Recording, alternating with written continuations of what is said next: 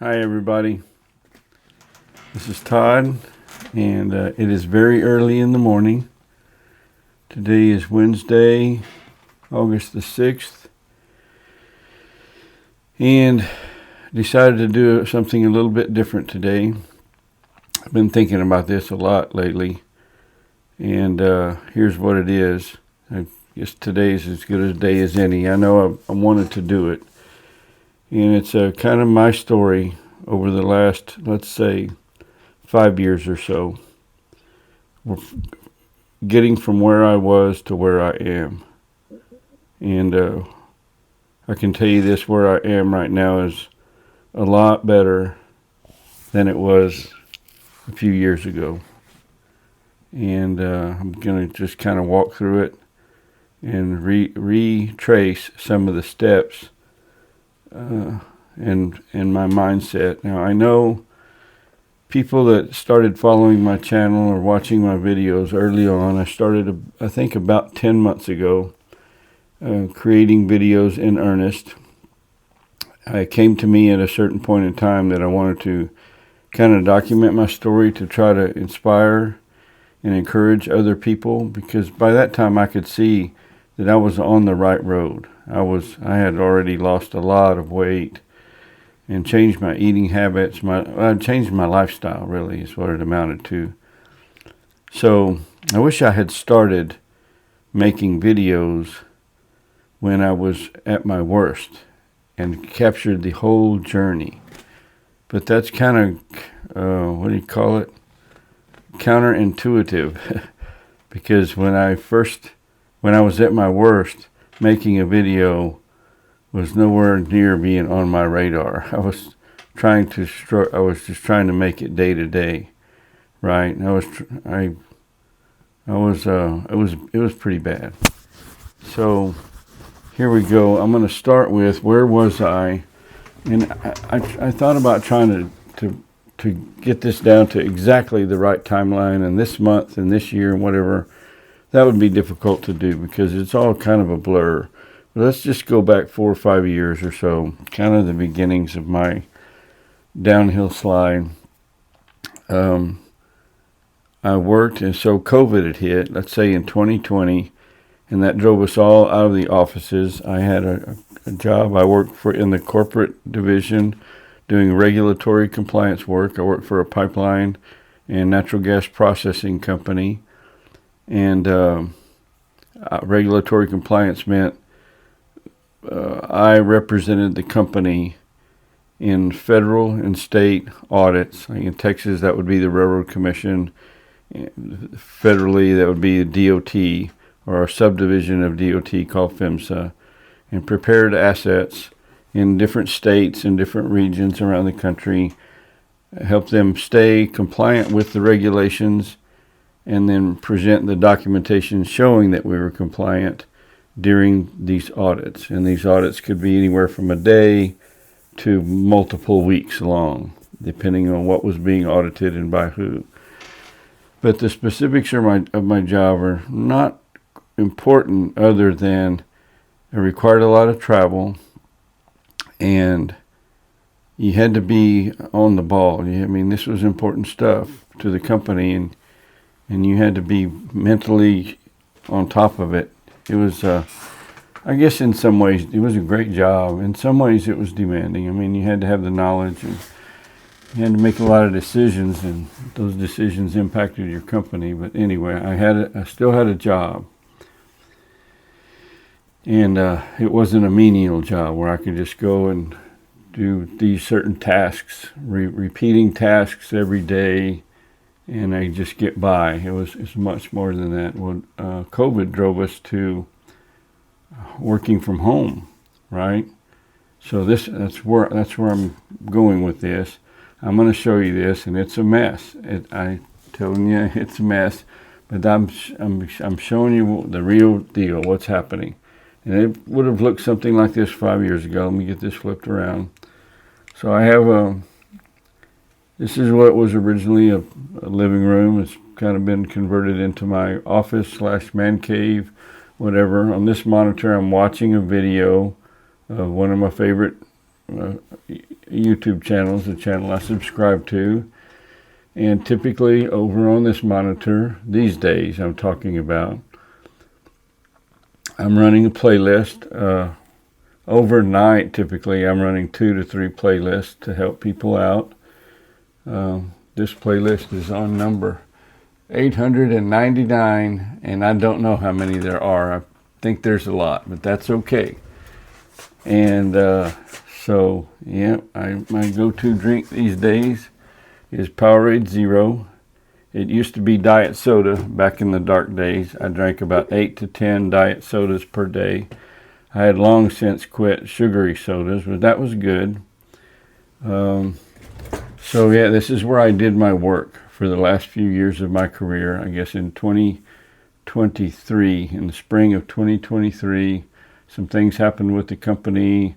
I would have had to have relocated and reported to an office in Houston, Texas, or take early retirement. And I decided to take the early retirement because my medical condition was pretty dire. I had a hard time getting up in the morning and making it to this desk, much less getting up, driving the 30 to 45 minutes it would have taken me to get to that office and work in an office environment. I was not prepared for that. Wasn't going to happen. And so let's talk a little bit about my, let me get turned around here. So my physical condition at that time and what was going on with me at that time. My sister, who was 6 years older than me, she lived here in Brenham. And how she came to be in Brenham, she had, many years before that, probably going back about 15 years, maybe more than that, maybe more like 18 years ago, she had a, prescription drug addiction. She took pills like Vicodin and Percodan, and I don't know. She liked downers, the depressant drugs, whatever. And at one time she was seeing 3 or 4 different doctors and getting prescriptions from all of them. One of those kind of deals. Her life was a wreck, and she wound up without a home. And she was retired Air Force. She had military benefits, so she spent some time at the VA rehabilitation centers, and it's a long story, but in the end she wound up with nothing but a few clothes in a cardboard box, and she showed up on my doorstep. And that's when my wife was still alive, and my wife was none too happy about this, but she allowed me to do it. My sister stayed in this room. It wasn't really my man cave at that time. It had a sofa in it with a sofa sleeper, and that's where my sister stayed. And she was still taking whatever it was she had, or trying to get it. Even here, went to see a doctor and all that, and they would prescribe for her these antidepressants and pain medications, I don't know what all. So it was touch and go there for a while. Wasn't sure how that was going to turn out. Well, there came a time she had gotten involved with a faith mission. They had a program then. It was like 50% job training and 50% spiritual renewal, like faith-based, teaching you to conduct your life the way that God would want you to. And then the other half, job training and job placement, if you succeeded in the program. Well, my sister, when she first went to her first one of those sessions or meetings, training sessions, I don't know what they call them, she had been so introverted, so she wouldn't even go to Walmart with me because she didn't want to be around people. But she was convinced she had to do something different, and she did go to that. And I think it was 6 or 8 weeks, and I would drive her up there 2 or 3 days a week.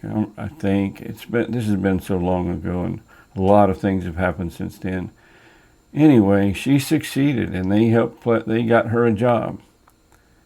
And she did good at that job for years. And then later on worked for them and wound up, her life, it got better.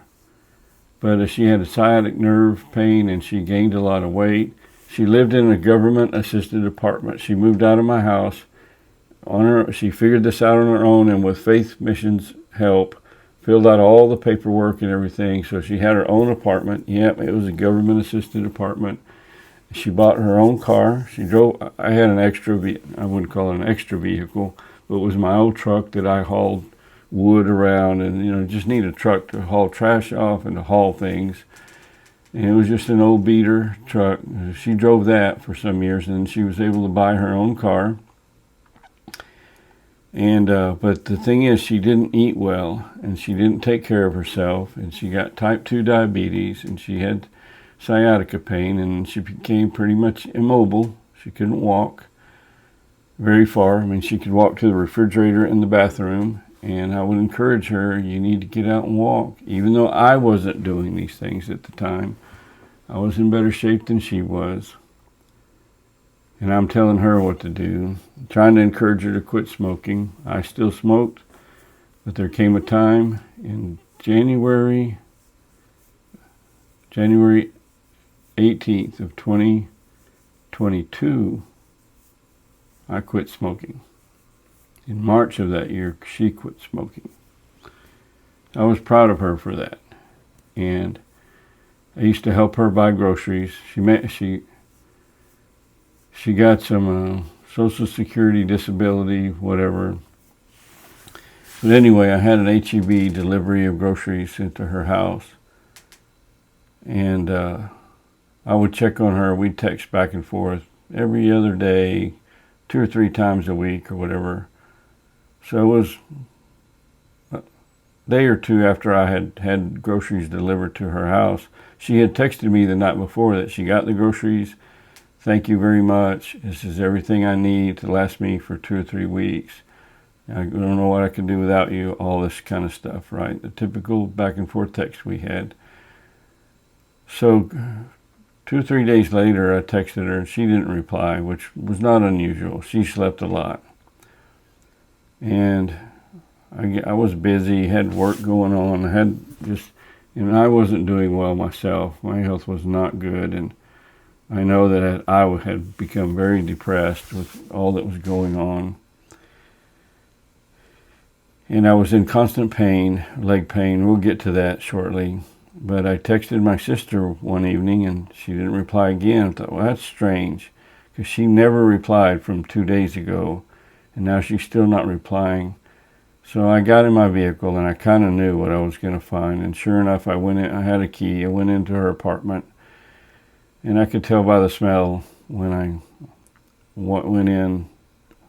My fears were true. And she was in her bed with her head on the pillow and her arm under her head, and like as comfortable and peaceful as she could be, but she had passed away. So I had to make the calls and have that all taken care of. They came and got her and all of that. And that was really hard for me to deal with on top of everything else. Blood flow to my legs had become so little. I had no detectable pulse in my ankles. I had constant leg pain. It felt like firecrackers were going off in my legs, just randomly, all the time. So just the intro of this has taken 15 minutes. And I was going to try to tell my story and lead all the way up to what's going on today in about a 30-minute video. Not going to happen. So on the fly, I'm going to tell you, I'm going to go ahead and end this.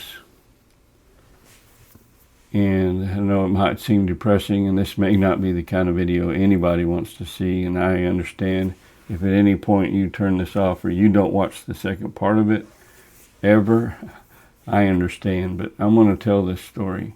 I want to. So I'm going to end it there with the passing of my sister, and my health is really bad, and I'm severely overweight, and I have blockage, it's peripheral artery disease, where, you heard of people, the arteries in their heart get blocked and they have heart attack, right? Well, it doesn't just happen in your heart. If you eat an unhealthy diet and smoke and you're overweight, and you just have bad habits, bad things happen to your body, right? All that ultra-processed food we ate all those years. My dad had similar problems. I mean, he had a heart transplant. He had his first heart attack in his 40s, bad problems with arteriosclerosis, and had a stroke. He didn't even make it to 60. I think he died when he was 58 years old. So I inherited some of this. Anyway, I am the person that should have eaten a very healthy diet and never smoked, just because of my DNA. I should have been smarter and known to stay away from those things, but I wasn't that smart, and things were bad. I'm just telling you, we're talking about circa late 22. Yeah, it was bad.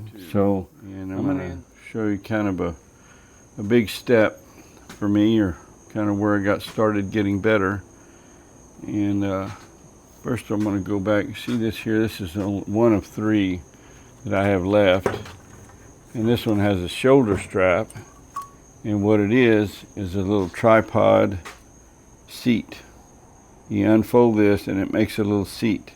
Why do I have that?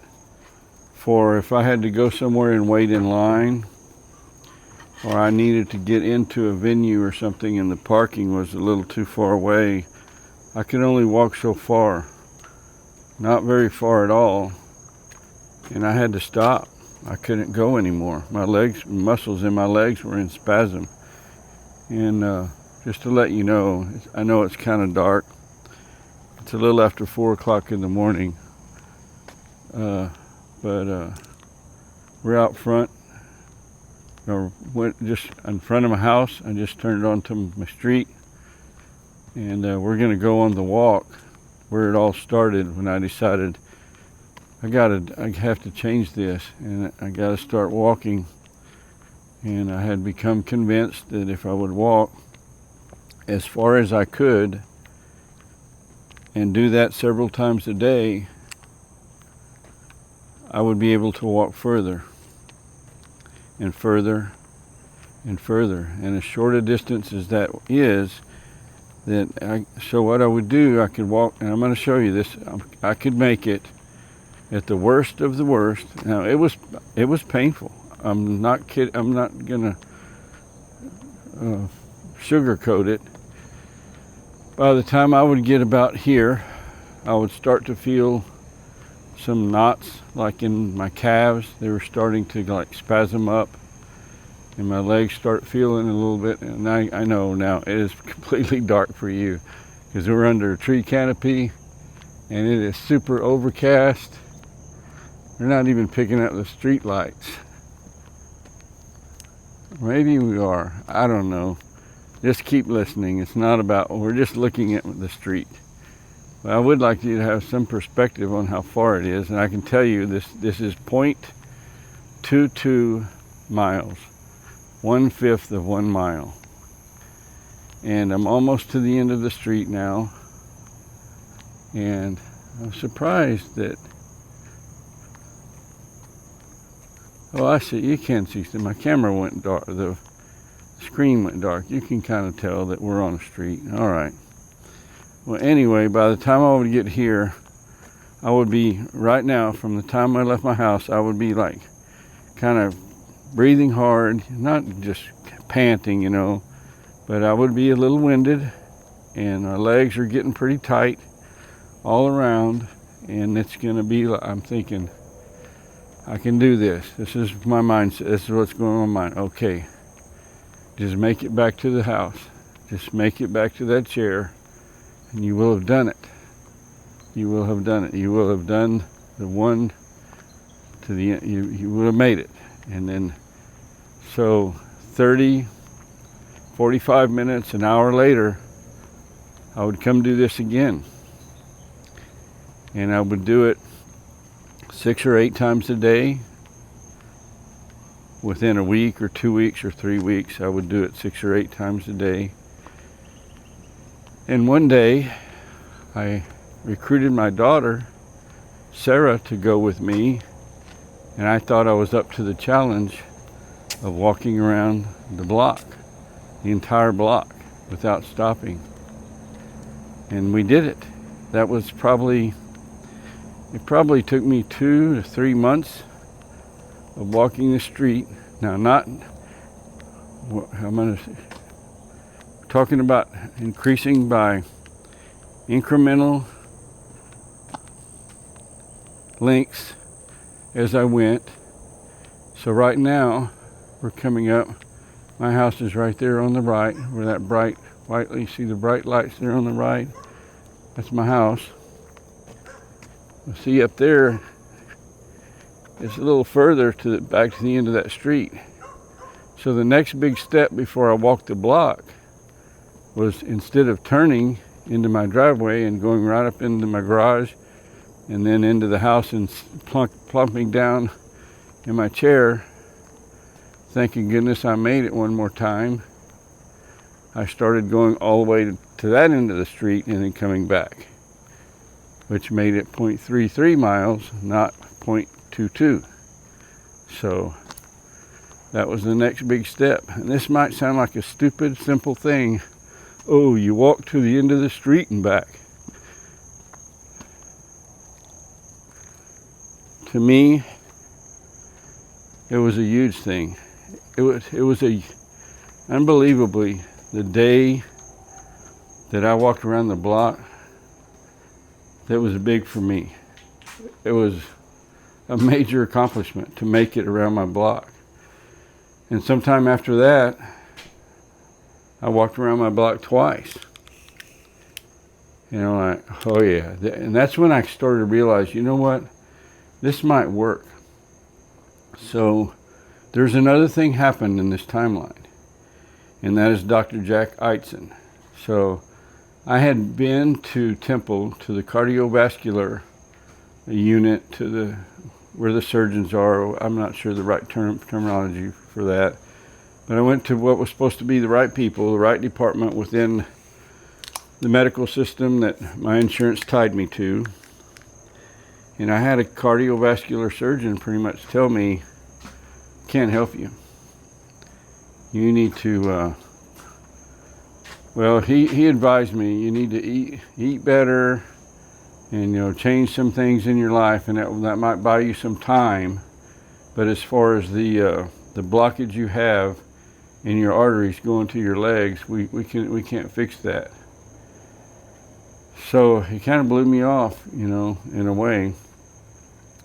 He wrote down a book I should read about diet and how diet can really change. And reading the book isn't going to help me, So as it turns out, that was some good advice.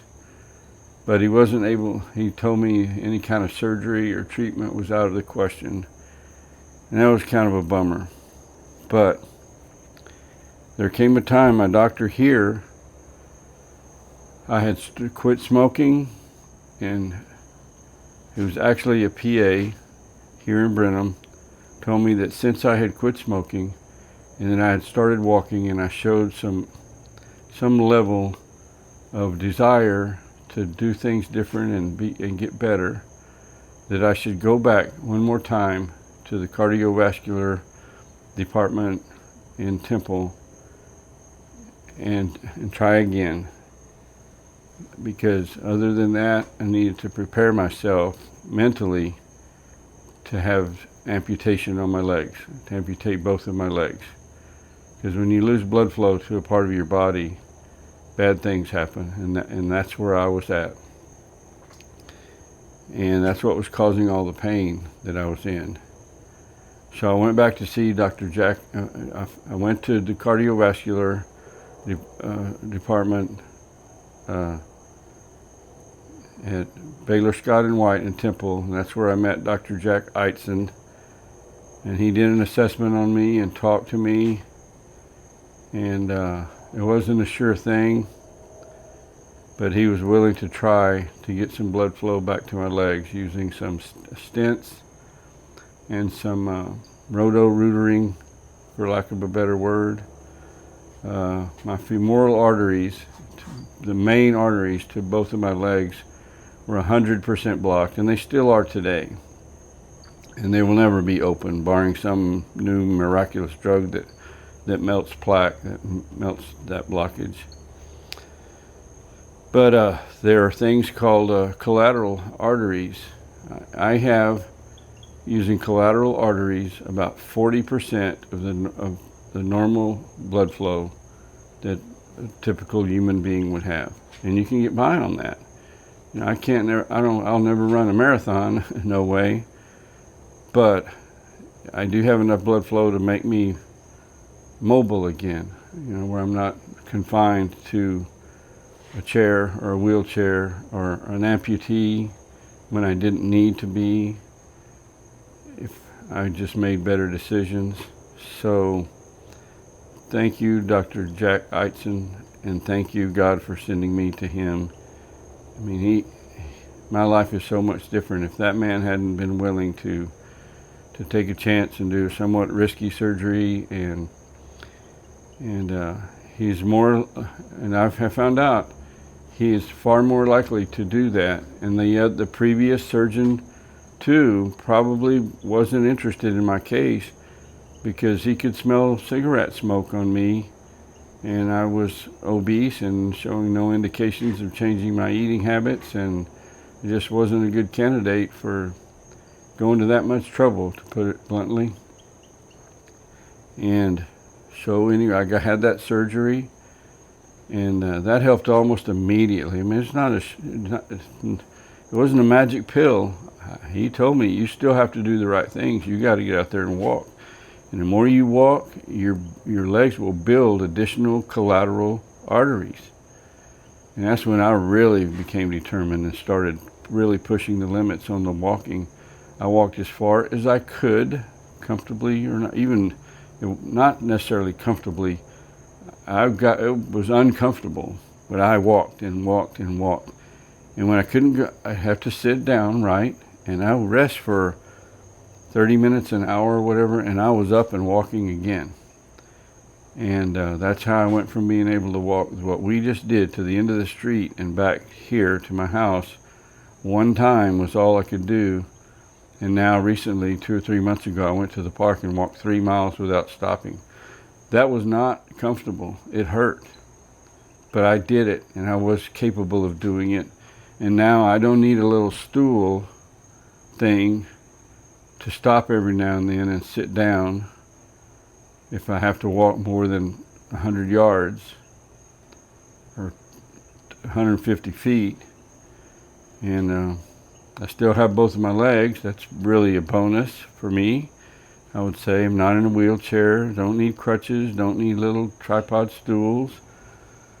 So the biggest part of that, well, quitting smoking was a big one. Losing 85 pounds was a big one, and I'm thinking really hard about losing some more weight. I'm doing pretty good right now. I'm pretty happy with life. You know, things are going good, but I think it might be a little bit better. And then the third part, I'll move on. We're up to about coming up on enough time to end this episode.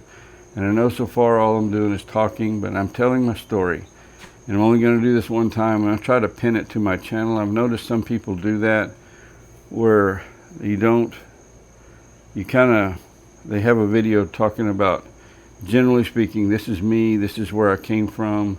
I'm hoping this is what, instead of just being mixed in with all the rest of my videos, I'm hoping I can figure out how to make this little series the feature, where coming in, people can know who they're dealing with and what my story's about. And everything I do isn't about my health or my life recovery journey, but I've never told this whole story in one sequence. It's always been bits and pieces here and there, and I've decided I want to do this, for better or for worse. You know, I don't care how many people watch it or give it a like or share it or any of that stuff. It's something I wanted to get out there to document and mostly to help people, because there are a lot of people in a very similar situation to where I was at. And I want to show folks that if you do the right things with the right effort, with guidance from God and great doctors and their staff and the medications of today and so many factors, but if you none of these things matter until the person is willing to make the effort, until you commit to it. It's not a diet, it's not just a surgery, it's not just a pill, it's not it's a combination of all those things, and only one person can make that happen, and that's the person that needs the help. A lot of people can help you, but if you don't help yourself, none of that other stuff is going to matter. So there's the message. So 2 years ago, even a year and a half ago, what I'm about to do would not have been even on my radar. It would have been like the impossible dream.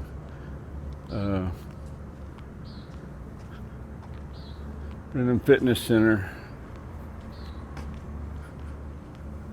to work out here in the gym. This is my gym. They have 2 locations in Brenham. This is my favorite one. I'm going to show you why here in just a second. Good morning. How are you today? Awesome. I'm making a video about my life recovery journey. So see this, like the yellow brick road, right? This is a walking path.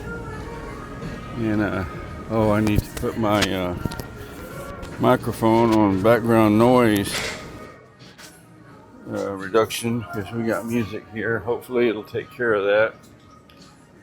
So here's what I do, my workout. I come here and I start doing laps. And I'm kind of pointing down because I don't want to video other people or make anybody uncomfortable. I just want to talk about what's going on with me. And this track I have found is 0.05 miles. So 20 laps around this track is 1 mile. So 4 to 5 days a week, I come here and I start, got a freebie there because I didn't start my Fitbit. I need to tell it. Okay, I just told my Fitbit that I'm walking. And so we have made 1 lap now, 0.05 miles, and I did not record that on my watch. That doesn't matter because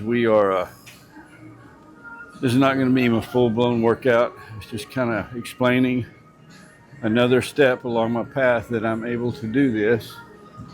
And so what I do, my routine, and this didn't come from any personal trainer or whatever, it's kind of what I've worked out for myself, what works for me. And that is, let's say I do 2 or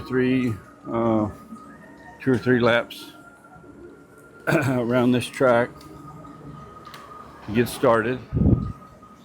And I'll jump into the middle. To the inside of this track are treadmills and weightlifting equipment, the machines. And then in the back is more of the free weight stuff, the barbells, and there are a lot of machines back there too, but they use the weights, the round weights that you have to lift up and put onto the different bars on the machines, just a different type of weightlifting equipment. So for instance, what I might do, let me pick a good one here where I won't be recording anybody else or anything.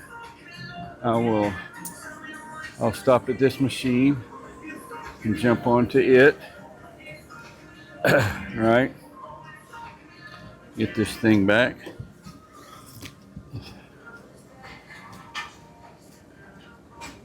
and tell it to follow me.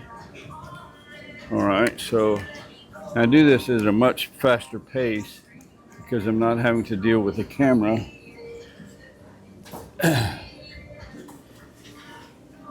So anyway, I would jump in, get on this machine, set it about the right weight, and then do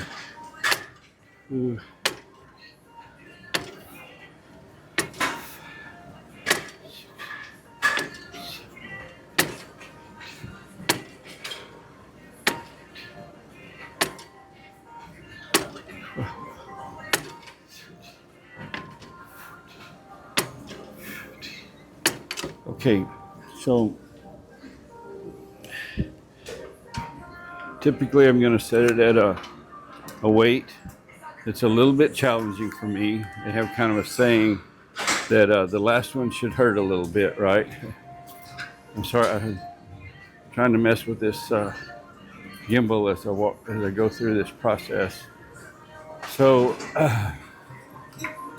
I try to lift a weight that I can do 15 to 25 reps at. It's a little bit of a challenge. And I jump up and I start walking again around the track and do a couple more laps. And I jump back in and I'll do something with my legs, like a leg press or crunches, or there's just a lot of machines. And that what I'm trying to say is to work on all parts of my body, all the muscle groups, and kind of intermittently switching back and forth between one and the other. And I really don't see a need to illustrate this by recording myself doing any more of this weightlifting equipment. After I turn the camera off, I'll go ahead and do my regular workout. And so that's it. I like the gym. I never thought I would ever be at a gym working out in the way that I do today, again in my life.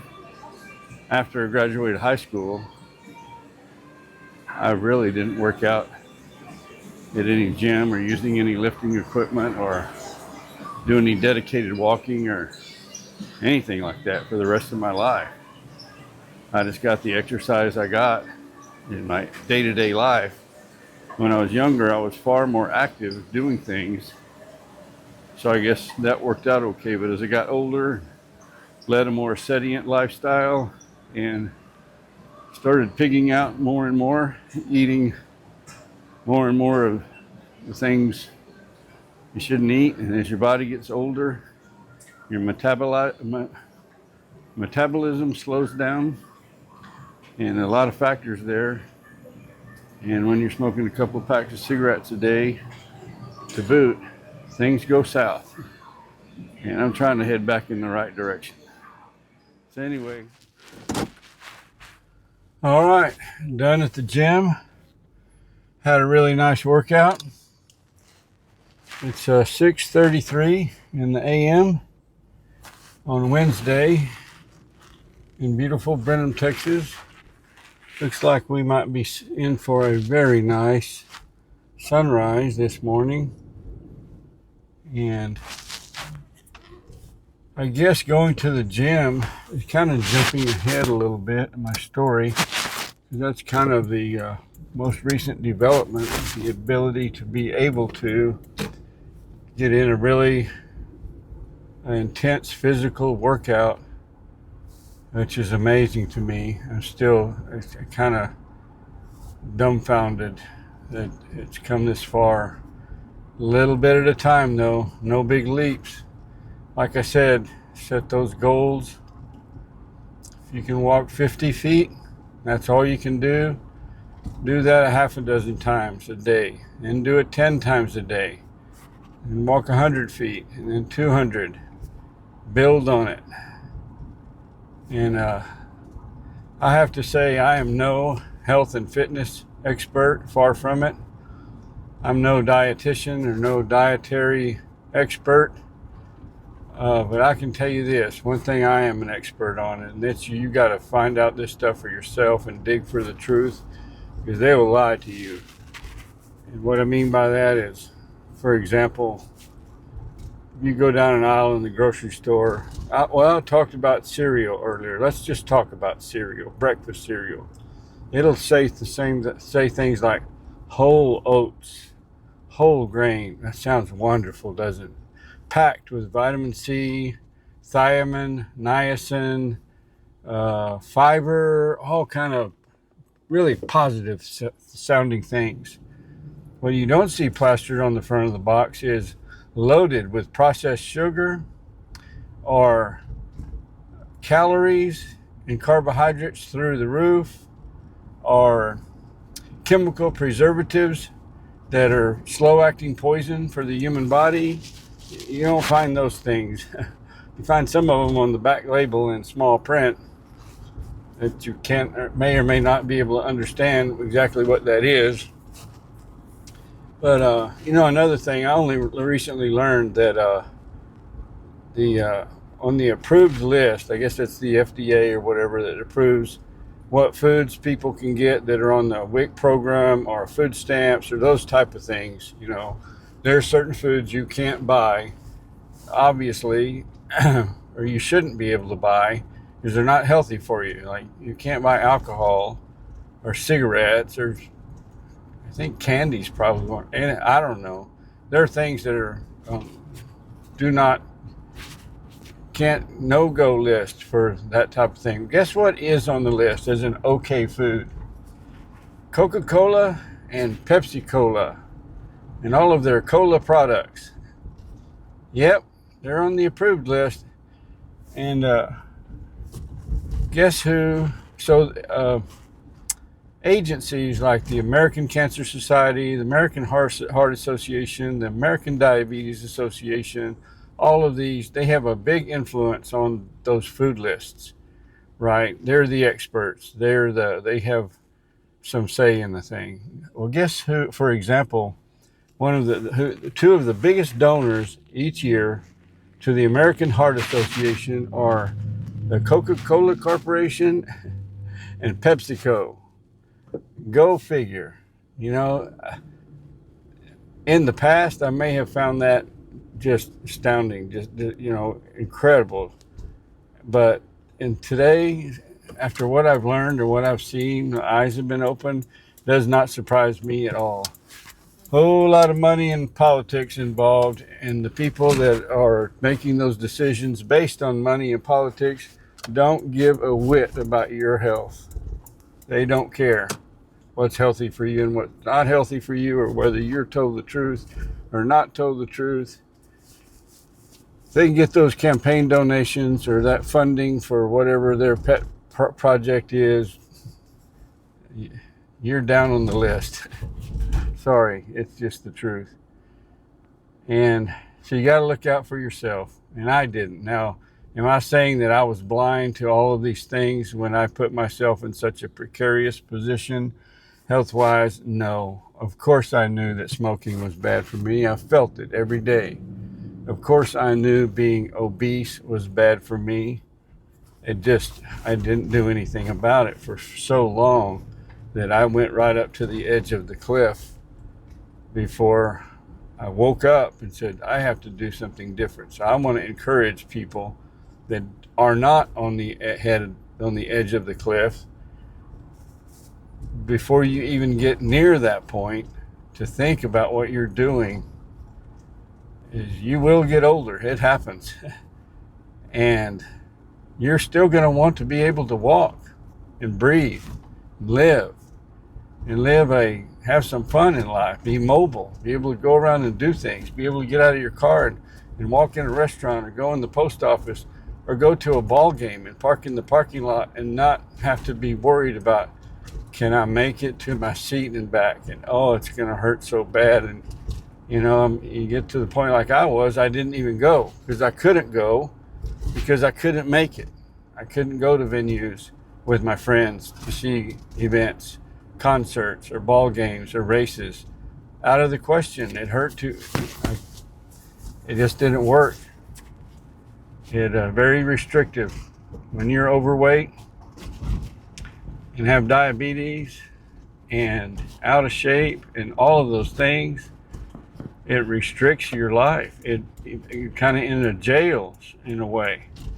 You're so limited to what you can do. A big part of your life has to be cut out. And it's a sad thing. And that leads to depression. You know what depression leads to? Overeating. It feeds on itself. When I would be depressed, and I was, I'd light up a cigarette and eat 3 donuts to make me feel better. Well, probably wasn't I know that was not the right thing to do, right? Well, anyway, there's a lot more in the middle. You know, I've laid out here in, I think, all total of video time, less than an hour, I hope. Some things about my journey and where I started and where I've been. But keep in mind, it took many years of me abusing my body, not doing the right things to get to where I was. A lot of things happened in my life that were causal factors in some of those things. And to get in that kind of detail would take hours and hours and hours. And I'm going to kind of condense it to what I've done here. I just want to say, in closing, there's hope. If you haven't let it get too far, all you have to do, if you're overweight, lose weight. Because if your body's not having to carry all that extra poundage, it's going to be far more capable. Your legs can take you where you need to go more easily. If you have diabetes or even pre-diabetes, quit drinking sugary drinks and processed sugar. Cut it out. Cookies and cake and candy and pie and donuts and pancakes with maple syrup, they're good, but they're not that good. Your life is more important than those sweets. You can live without them. I promise you can. And if you smoke, please stop. God gave you a wonderful body, and you are abusing it, and you know it, and it's the wrong. Plus, it's expensive. You give yourself a big raise by quitting smoking. I think I'm going to make a separate video about smoking, because I smoked for almost 40 years, and I tried time after time after time, but the truth is I didn't really try. I acted like I was going to try to quit smoking, and I quit for a few days, but I didn't. But there was a key. There was a key to it, how I actually was able to quit, and I'm going to share that in a different video. In the meantime, I am going to head over to another one of my big landmarks, I guess, or one of the big touchstones of my recovery, and to finish this off. I mentioned that there was a lot in the middle, that there's some things I didn't cover while talking about this life recovery journey. One, kind of a big one, I guess, that I didn't mention during this little series is my mini stroke. I had what's called a TIA, trans ischemic attack, I guess it's called. So due to that, my left arm is still significantly weaker than my right arm, and you may have noticed the left side of my mouth doesn't work right. I look like I'm talking out of one side of my mouth all the time. I've invented my own physical therapy for my lip, for my mouth.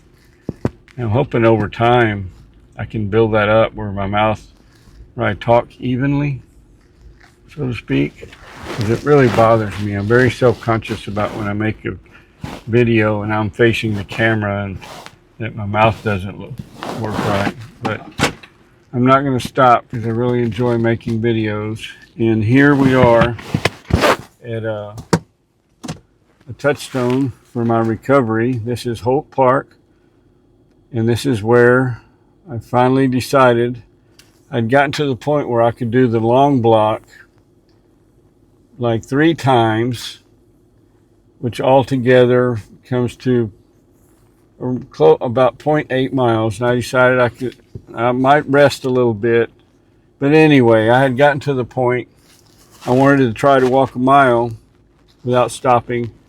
And my daughter Lauren came with me here to Hope Park. They have an exactly 1 mile long walking track. And I did it. My feet were numb. My calves were in spasm. It hurt, but I was so happy that I did it. And another thing, I think it's very cool that 2 of the touchstone moments in my recovery have been when I walked the block for the first time, my block there around my house. My daughter Sarah did that with me. And then the next big step was here to walk a mile without stopping with my daughter Lauren. And I'm really happy about that. And so after all the things that have happened, and I'm not going to review them, that's what this whole thing was about. I was in bad shape, and I'm here this morning. It's about daylight, 6:49 a.m. in beautiful Brenham, Texas, and I'm about to do this mile. And it's not a challenge anymore. I can walk this mile. I wouldn't say easily. My legs hurt when I'm finished. Nothing like when I first did it with Lauren. I still had, I don't know, probably 30, 40 pounds to lose when I did it with her. Much easier now because of additional weight loss and building my muscles back up by walking every day. I have a goal of 10,000 steps per day, and my Fitbit, my watch, helps me do that. And I don't make that 10,000 steps every day, but I strive to. Sometimes it's just too hot. I may only make like 6,000 or 7,000 that day. But I've added the weightlifting, and I'm able to do that. So I think really if I only do 7,000 steps a day, but I do a 30 to 45 minute intense weightlifting workout, that's even better. And I could walk inside. I could walk my whole 10,000 steps inside the gym. So the heat of the day isn't a good excuse. Anyway, I'm doing better. And let me turn this around.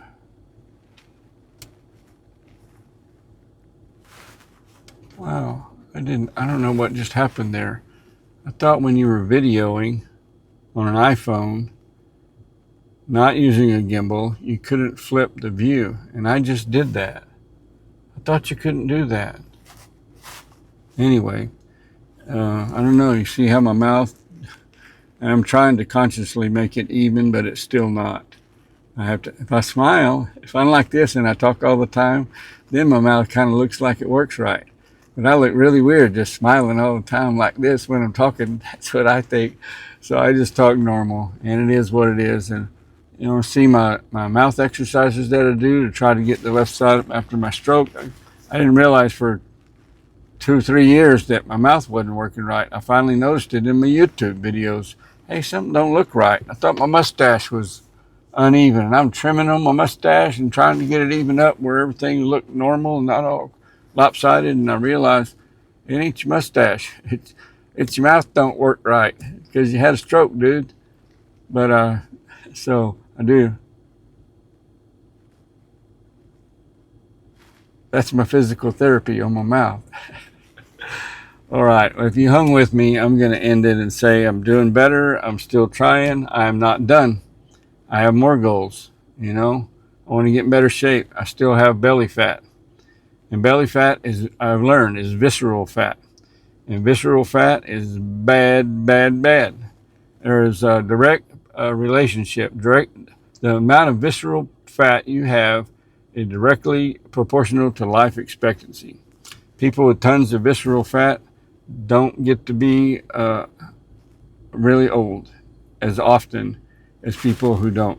And obviously people that don't have it are in better shape and take better care of themselves. So it kind of makes sense, doesn't it? So I still got belly fat, a whole lot less than I used to have. But like Ken Darden at 23 Fitness told me, and I've heard this before, I think, it's for a male, It's the first thing on and the last thing off. And I don't really have a lot of fat on my legs or my face or anywhere else anymore. That's kind of melted away. But and a lot of it on my belly has melted away, but I still got work to do. And I guess my final message before I say goodbye and close this out is you can do it. You can do it. Set those goals, incremental, just move forward a little bit every day. And over time, you'll be amazed at where you can get. And if you're not to where you need that guy or to hear that message from me, if you're still younger and in fairly good shape, stay on that path. Don't smoke. Avoid that sugar, processed sugar. Avoid processed foods. Your life will be better. And think about it this way. If I can turn my life around this much so late in the game just by avoiding sugar, cutting down the carbs, and getting some exercise, think of what you could do if you're still young and fairly vibrant and you're not in such bad shape and you don't have type 2 diabetes yet, you don't want it, and you haven't had a stroke yet and you don't want it, and you don't want to be morbidly obese. Don't do it. You have a choice. You have a choice every day about what you put in your mouth, whether that be food or a cigarette or drugs. So I hope I have inspired at least one person or changed their life or give them some kind of hope or something to somebody. That was the entire intent of this. I didn't do this so anybody to feel sorry for me, because all of my problems and wounds, the things that went on with me, were self-inflicted. And so I don't deserve anybody's sympathy, but I feel obligated to pass along the knowledge that I've learned and encouragement for other people. And if that's any inspiration whatsoever, I have succeeded. If not, it made me feel better. So I'm going to go do my mile, and I'm going to enjoy it, and I'm going to reflect on where I was 20 months ago, and it wasn't good.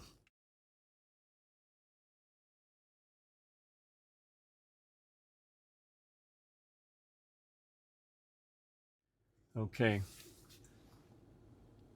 Treat other people the way you want to be treated, please. And I hope that your troubles are few and your blessings are many, and you can help make some of those blessings with your own willpower. You have that strength within. You know who else can help you? It helped me a lot. God. And you have faith. God helped me through this. I can't tell you how many times when I was struggling, when I was out there walking, when I was trying to not go get some donuts. God help me do this. Just give me strength. Help me. And he did. I had faith. And I can just tell you, I think I'm kind of starting to, I have to go now. Thank you very much.